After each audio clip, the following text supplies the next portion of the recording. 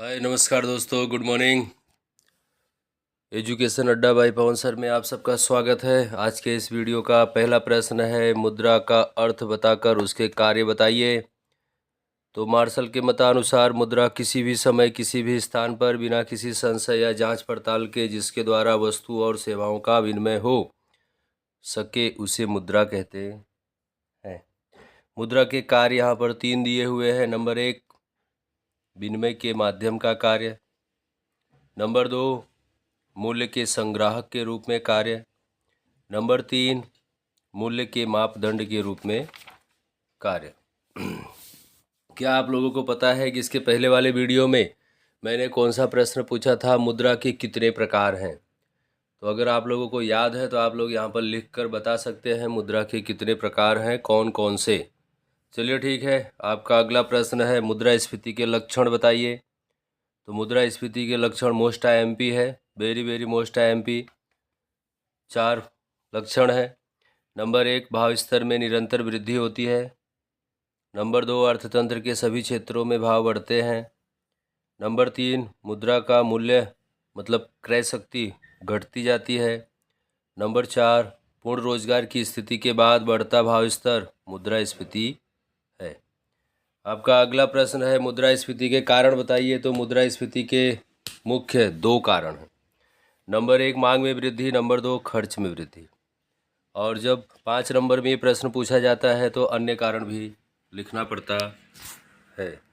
तो चलिए, मांग में वृद्धि की हम बात करें तो मांग में वृद्धि के जो कारण हैं, नंबर 1, मुद्रा की आपूर्ति में वृद्धि। नंबर 2, सरकार के सार्वजनिक खर्च में वृद्धि। नंबर 3, जनसंख्या वृद्धि। अगला पॉइंट था इसके दूसरा, खर्च में वृद्धि, उसमें कोई भी पॉइंट नहीं है। तीसरा, अन्य कारण में 3 पॉइंट है। कर नीति। दूसरा, आयातित वस्तु की कीमत में वृद्धि।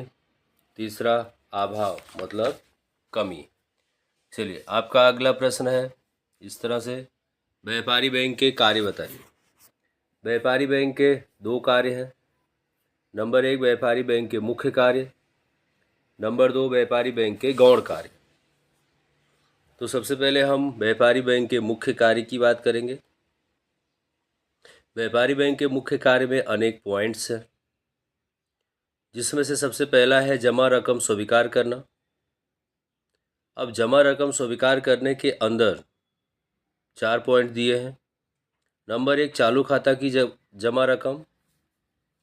नंबर 2, बचत खाता की जमा रकम। नंबर 3, रिकरिंग खाता की जमा रकम।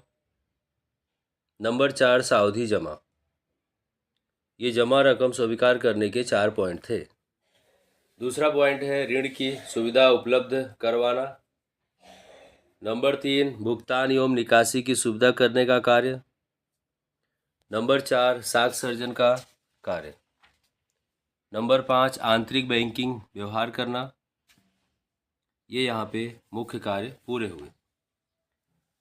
अब व्यापारी बैंक के गौण कार्य के पॉइंट्स देखेंगे, 2 ही हैं, ज़्यादा नहीं।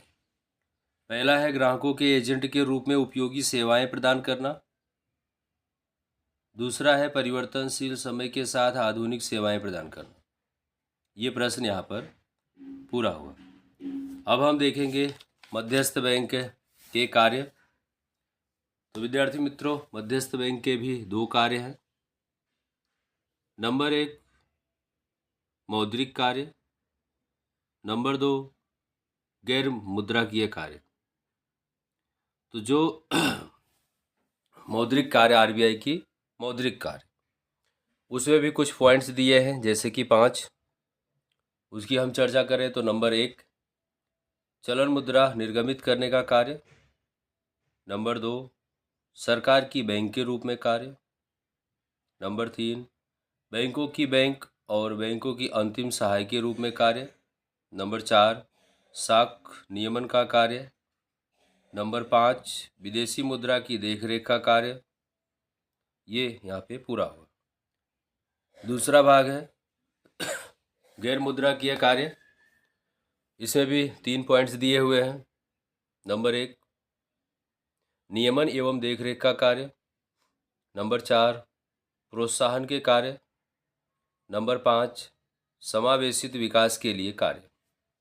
यहाँ पर ये प्रश्न पूरा हुआ। अगला प्रश्न है मौद्रिक नीति के साधन बताइए। तो मौद्रिक नीति के जो साधन हैं उसमें सबसे पहले दो हैं। नंबर 1 परिमाणात्मक साधन, नंबर 2 गुणात्मक साधन। अब परिमाणात्मक साधन में भी कुछ पॉइंट्स हैं जैसे कि 7, गुणात्मक साधन में भी पॉइंट्स हैं जैसे कि 4। तो परिमाणात्मक साधन की अगर हम बात करें तो सबसे पहले उसके अंदर दिया हुआ है नंबर 1 बैंक दर, नंबर 2 रेपो रेट और रिवर्स रेपो रेट, नंबर 3 संकट के समय में स्थिरता लाने की व्यवस्था, नंबर 4 नगद रक्षित कोष के अनुपात में परिवर्तन, नंबर 5 वैधानिक तरलता का प्रमाण, नंबर 6 खुले बाजार की क्रियाएं, नंबर 7 आरबीआई के हिसाब में मुद्रा की वृद्धि एवं कमी के प्रमाण को अस्थिरता से मुक्त करने हेतु नीति। इस तरह से ये पूरा हुआ परिमाणात्मक साधन। अब हम गुणात्मक साधन की चर्चा करेंगे जिसमें पहला पॉइंट दिया है सुरक्षा की आवश्यकता, नंबर 2 मार्जिन की आवश्यकता, नंबर 3 ऋण की अधिकतम सीमा, नंबर 4 भेदभाव युक्त ब्याज की दर। तो आपका अगला प्रश्न है जो गरीबी है, तो आपको बताना है गरीबी के निर्देशक के पॉइंट्स बताने हैं। गरीबी के निर्देशक में 11 पॉइंट्स हैं। नंबर 1 प्रति व्यक्ति नीचा घरेलू उपभोग खर्च, नंबर 2 कुपोषण का प्रमाण, नंबर 3 अपेक्षित आयु एवं बाल मृत्यु दर, नंबर 4 चिकित्सा सुविधाएं, नंबर 5 पीने का पानी, नंबर 6 शौचालय की सुविधा, नंबर 7 आवास, नंबर 8 बिजली का उपभोग, नंबर 9 शिक्षा, नंबर 10 आय और संपत्ति का असमान वितरण, नंबर 11 बेरोजगारी की ऊंची दर। इस तरह से ये 11 पॉइंट्स आपको याद करने हैं, लेकिन बोर्ड के एग्जाम में 11 के 11 लिख कर खाली विश्लेषण 5 से 6 पॉइंट का ही करना है। सारे के सारे करने जाओगे तो यहाँ पे घंटों बीत जाएंगे, पेपर आपका छूट जाएगा। तो इतना लंबा लिखना नहीं है। चलिए अगला प्रश्न है आपका गरीबी के कारण। किसके कारण? गरीबी के कारण। तो यहाँ पर गरीबी के बहुत सारे कारण दिए हैं। सबसे पहले तो हम मुख्य रूप से गरीबी के कारण की बात करें तो दिया है ऐतिहासिक कारण, नंबर 2 ग्रामीण गरीबी के कारण, नंबर 3 आर्थिक कारण, नंबर 4 सामाजिक कारण और नंबर 5 अन्य कारण। तो गरीबी के कारण में 5 पॉइंट्स हैं। पहला पॉइंट जो है ऐतिहासिक कारण, उसमें कोई मुद्दे नहीं है। दूसरा पॉइंट गरीबी ग्रामीण गरीबी के कारण में 2 पॉइंट्स हैं।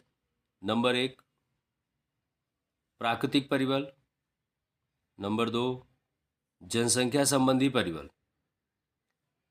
तीसरा पॉइंट जो दिया हुआ है आर्थिक कारण, उसके अंदर यहाँ पे 5 पॉइंट है।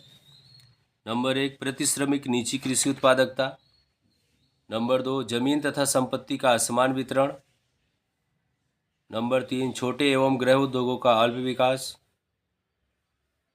नंबर 4 तेजी से बढ़ते भाव, नंबर 5 बेरोजगारी का ऊंचा प्रमाण। चौथा कारण है सामाजिक कारण, जिसमें भी 2 पॉइंट दिए हुए हैं। नंबर 1 शिक्षा का निम्न स्तर, नंबर 2 लैंगिक असमानता और पांचवा है अन्य कारण के अंदर भी 3 पॉइंट्स दिए हुए हैं। नंबर 1 युद्ध, नंबर 2 संरक्षण खर्च में वृद्धि और नंबर 3 दोषपूर्ण नीतियाँ। तो इस तरह से विद्यार्थी मित्रों यहाँ पर ये प्रश्न पूरा हुआ। आज बस इतना ही। अगले वीडियो के लिए आप इंतज़ार करें। आपका अगला प्रश्न है गरीबी घटाने के उपाय बताइए। तब तक आप गरीबी घटाने के उपाय की चर्चा करिए, ढूंढिए, याद करिए और मैं अगले वीडियो से लेकर आऊँगा। धन्यवाद।